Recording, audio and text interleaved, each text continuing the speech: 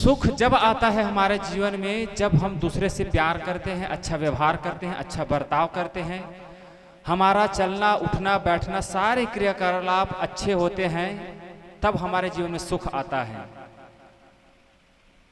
और सुख प्रत्येक व्यक्ति चाहता है। कोई ऐसा व्यक्ति मुझे ला करके दिखा दे या फिर बता दे जो नहीं चाहता होगा कि मैं सुख से रहूं, शांति से रहूं, प्रेम से रहूं, आनंद से रहूं। ऐसा कोई नहीं चाहता है इस संसार में। हर व्यक्ति चाहता है सुख से रहना, लेकिन सुखी नहीं हो पाता है। क्यों? क्योंकि उनके अंदर प्रेम नहीं है, करुणा नहीं है, मैत्री नहीं है, एकता का भाव नहीं है, समरसता का भाव नहीं है। इसीलिए आज प्रत्येक व्यक्ति पग पग पर, चाहे बूढ़ा हो, बच्चा हो, स्त्री हो, पुरुष हो, कैसे भी हो, सारे व्यक्ति दुखी हैं समाज में। और दुख का कारण मुझे जहां तक लगता है, वैसे संत लोग तो कहते हैं दुख का कारण 3 चीज है। क्या क्या है? इच्छाएं, कामनाएं और चाहनाएं। ये 3 ऐसे चीज हैं जो जीवन को पूरा बर्बाद करके रख देती हैं। दुख का मूल कारण, दुख जीवन में जितने भी दुख आते हैं, जितने भी तमाम प्रकार के आप गिनती गिन लें, उनका सिर्फ 3 कारण, इच्छाएं, चाहनाएं और कामनाएं। तो जीवन में ये कामनाएं जब तक रहेंगी तब तक आपके जीवन में दुख आएगा। और सबसे बड़ी जो मुझे लगता है जहां तक, प्रेम के अभाव में हमारे जीवन में दुख आता है। क्यों? क्योंकि हमारे जीवन में पग पग पर प्रेम चाहिए, पग पग पर प्रेम की आवश्यकता है।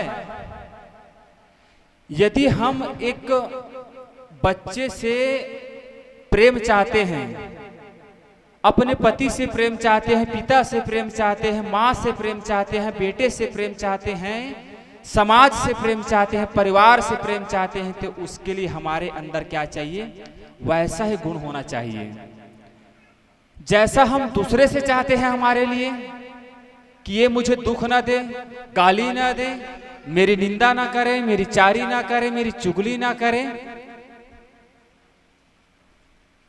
उसके लिए आवश्यकता है सबसे पहले अपने अंदर वो चीज लाएं। प्रेम की आवश्यकता है आज घर घर में। एक शायर ने कहा था, शायद मैं इसको और कहीं कहा था, आप लोग सुने होंगे, दुनिया नफरतों की आखिरी स्टेज पर है। दुनिया जो समाज है ना, हमारे समाज है, परिवार है, माहौल है, ये नफरतों की एक आखिरी स्टेज पर आ गई है एकदम। बस अब एक दूसरे को मारने में, काटने में बस लगे हुए हैं। बस हिंदू के नाम पे, मुसलमान के नाम पे, तेली के नाम पे, कुर्मी के नाम पे, धोबी के नाम पे, नाइब के नाम पे, बस समाज में एकदम बट गया हुआ है। और इसी का परिणाम है आज हमारे घर तक आप पहुंचाइए, जातिवाद, छुआछूत, भेदभाव। इसी के कारण हमारे समाज में, हमारे परिवार में, हमारे अंदर क्या नहीं उतर पा रही है? प्रेम नहीं उतर पा रहा है, समरसता नहीं उतर पा रही है, एकता नहीं उतर पा रही है।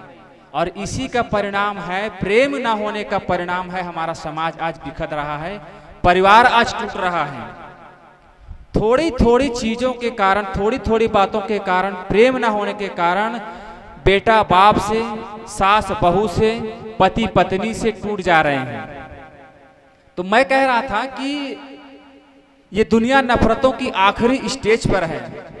इलाज इसका मोहब्बत के सिवा या प्यार के सिवा या प्रेम के सिवा और कुछ भी नहीं है।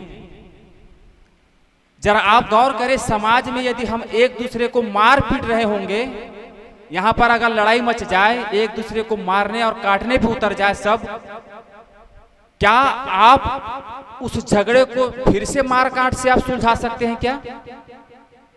एक तो पहले से वहां पर झगड़ा मचा हुआ है, लोग एक दूसरे के खून के प्यासे हैं, और उस झगड़ा को आप सुलझाना चाहते हैं मारपीट से। ये कैसे होगा? ये कभी नहीं हो सकता। ये वहां जरूरत है आपको प्रेम की, प्यार की, एकता की, समरसता की, धैर्यता की। इन सारी चीजों की आवश्यकता है समाज में। और यही ना होने के कारण आज क्या हो रहा है आप देख ही रहे समाज में। टूट रहे हैं, बिखर रहे हैं, जात पात के नाम पर लड़ रहे हैं। और इसी सारे चीजों को ये समाज में ना आए, जात पात ना आए, प्रेम एकता समता रस्ता सबके अंदर बनी रहे, भेदभाव छुआछूत का नाम ना हो समाज में, परिवार में, घर में, एक दूसरे के दिल में ऐसी विमनस्यता, ऐसा उनके अंदर दुर्व्यवहार ना आए, इसके लिए समाज में, इस दुनिया में ऐसे अनेक संत हुए जिन्होंने हमको पग पग पर समझाया है, चेताया है। लेकिन आज जरा गौर करें, जिनकी आज जयंती मना रहे हैं, मानवता के महामूर्ति, मानवता के पक्षधर संत सम्राट सतगुरु कबीर साहेब, उनका विचार क्या था? मानव के भांति समझे, सिर्फ मानव को मानव की दृष्टि से देखें। लेकिन आज मानव को मानव की दृष्टि से नहीं देख रहे हैं। किससे देख रहे हैं? जाति के नाम पर हम देख रहे हैं कि ये साहू है, ये तेली है, ये कुर्मी है, ये नाई है, ये धोबी है। इसी में हमारा दिमाग बट गया है। ये हिंदू है, ये मुसलमान है, ये सिख है, ये ईसाई है। इसी में हमारा दिमाग बट गया है। और तो और उसको तो छोड़ दीजिए, हमारे घर में आप जरा देख लीजिए, ये स्त्री है, स्त्री को हम हीन भावना से देखते हैं। ये छोटा बच्चा है, मेरे से छोटा बच्चा मेरे से छोटा बच्चा है, मेरी ही पैदाइश बच्चा है, और ये मुझे रौब झाड़ता है।